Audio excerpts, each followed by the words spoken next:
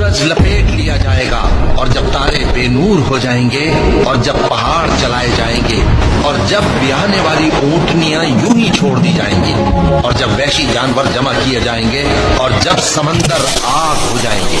और जब रूहें जिस्मों से मिला दी जाएंगी, और जब उस बच्ची से जो जिंदा दफना दी गई हो पूछा जाएगा कि वो किस गुनाह के सबब कत्ल कर दी गई,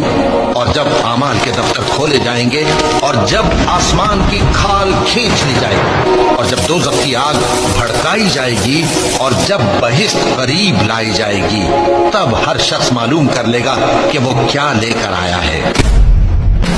ऐ इंसान, तू अपने परवरदिगार की तरफ पहुंचने तक खूब तकलीफ उठाता है, फिर तू उससे जा मिलेगा। अब जिसका नामा अमाल उसके दाहिने हाथ में दिया जाएगा, उससे हिसाब आसान लिया जाएगा,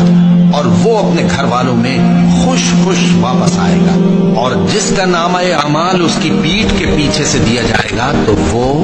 मौत